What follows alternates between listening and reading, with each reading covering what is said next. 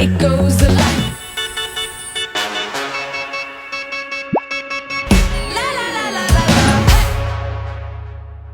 Hello， 各位 fans， 歡迎繼續嚟到我呢個 channel。今期我要介紹歐洲4門房車新能源有啲咩揀啊？我要買4門嘅歐洲房車，同埋budget控制喺20萬內。除咗 C 卡士、三系、奧迪嘅 A4冇得揀咯喎，但係最重點嘅，我要買新能源車，冇得揀啊 ！i3 啊，或者 CLA 啊，又超budget啦。我身後面呢部 Smart 重新設計個車，4門房車 Smart 係第一次做嘅。眾所周知啦 ，Smart 出啲車仔4門款嘅，而家新世代都係 SUV， 但係佢今期出咗部4門房車喎，我有好多故仔講俾各位 fans 知啦。首先呢部車嘅設計係最勁嘅，佢用咗 Benz 嘅設計大師哥頓瓦格納，佢有啲咩設計呢？ SLR 係佢設計嘅 ，W222S 卡士係佢設計嘅 ，AMG GT 係佢設計嘅，同埋各位 fans 大家耳熟能詳嘅 CLS 係佢設計嘅，即係惡魔之眼尾燈嗰代咧，全部都係佢設計嘅。佢用重拳去設計出嚟一部 Smart 嘅4門房車，究竟有乜嘢勁抽之處呢？我慢慢為各位 fans sell 佢。既然作為 Smart 第一部4門房車，我哋將長寬高參數打喺熒幕上面啦。5米嘅車長，2.9米嘅軸距，199幾嘅闊度，已經媲美 B 級大型房車噶啦。跟住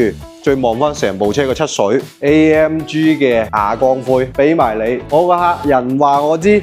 喂，我好中意呢隻顏色啊，一定要幫我選裝呢隻顏色。跟住啦，再睇翻頭部呢個 LED 屏呢，係頂版 Ultra 版先獨有嘅，因為佢可以支持打無限種燈幕上去，打個 Hello 啊，你好啊，過嚟追我啊，喺個車頭度都會俾晒你。而家呢就 setting 咗鯊魚牙咁個樣，喐下喐下，型仔晒揸出街。跟住再望翻成份車頭，設計團隊呢將佢設計為仿生學鯊魚式嘅車頭，進攻性更加強，更加運動啦。至於井綠有幾多個版本？入門有普版179900，跟住中間叫 Max 版200900，呢部最頂版 Ultra 版229900就可以買到。有呢隻 LED 屏，出街夠晒殺食。再睇翻成部車個能拎部分啦 ，Ultra 版配備咗20寸嘅能拎，20寸喎，仲要係大廠牌馬牌嘅能拎，半隻手咁大嘅鮑魚俾晒你，成架車個運動程度同埋鬥格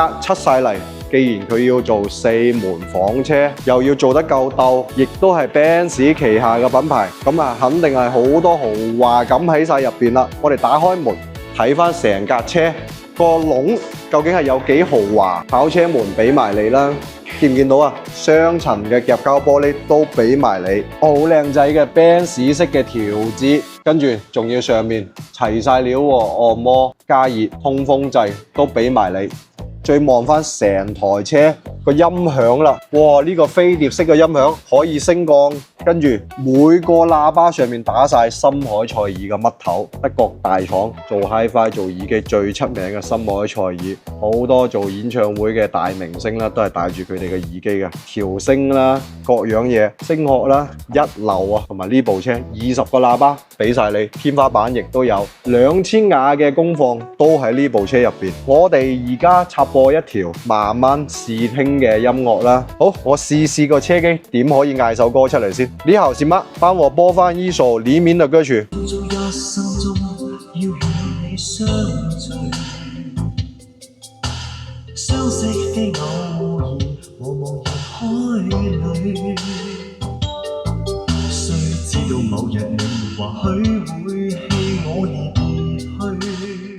OK。再望翻我正面 ARHUD 抬頭顯示，亦都會有齊。跟住氣氛燈，哇！中間嘅空調位一粒粒陣點，入邊藏咗超800粒以上嘅 LED 發光點，同埋佢支持256種顏色嘅調色，雙13寸嘅大連屏，副駕亦都可以睇電影，中間都係13英寸嘅，兩個加埋26寸，有我屋企部電腦個 mon 咁大啊！再睇翻成個車機嘅流暢程度，哇，好順滑，好似揸緊部 iPad Pro 版咁啊！不愧係 Benz， 不愧係 Smart。OK， 跟住啦，再睇翻成個車門上面個豪華感，再睇翻呢部車，既然係 B 級房車，個後排闊落程度去到點呢？哇！我1.75米個身高，個腿部空間依然係有2拳半，跟住後排嘅座椅係可以獨立調節。啱配嘅，走長途坐後排一流啊，成個人半瞓嘅狀態掂晒。再睇翻上面嘅全景天幕，亦都會俾埋你，後排亦都會有雙層嘅夾膠玻璃，都會俾埋你。我哋嚟到車尾，車尾嘅尾燈同頭部係一樣嘅，都係會有過5000粒嘅像素點，車頭有5000個，後面有5000個，全車總共係有10000幾個 LED 像素點。我可唔可以咁認為啊？我後面打個中文字嚟追我啊！我部車有435匹馬力喎，係啦，呢部 1.5 Turbo 機搭載電機，佢個綜合馬力值係去到435匹，0到100都係僅需5.4秒㗎。成架 Smart Z6有鬥格啦，亦都會有到性能操控。作為 Smart 設計出嚟嘅車款，佢俾到我最高嘅就係豪華感啊！再望翻車輛側部啦，每一架 Smart 都會有嘅發光式嘅 logo， 成個品牌嘅豪華感出晒嚟。Benz 個冧都會有埋，無時無刻都話俾你知，我係歐洲個大廠，我係會有品牌歷史嘅。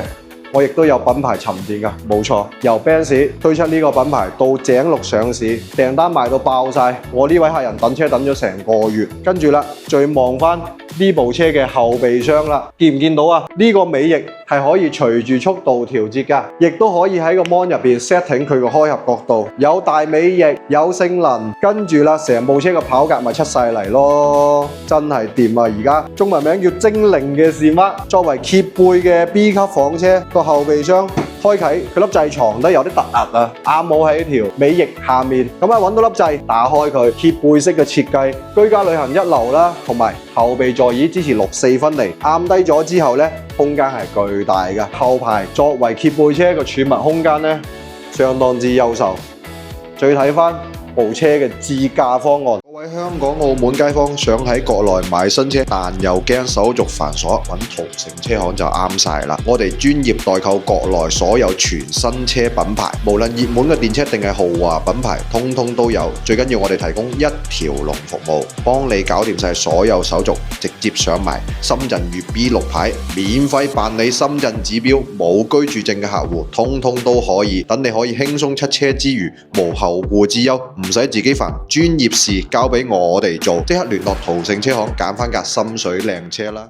見唔見到啊？一樣都係頭頂起角嘅呢部車呢，就配備咗吉利當家嘅千里浩瀚，搭載激光雷達方案，城市嘅智駕呢都會俾齊你。作為一架歐洲大廠 Benz 旗下嘅豪華 EV 井綠，值唔值得買？我覺得179900呢個價位真係冇對手啊！買到一部豪華車，亦都有跑格，入邊內籠嘅配備都會俾齊你，應有盡有。要買嘅速速聯絡我呢個 WeChat，我黎明本人1對1服務。OK， 下期再見。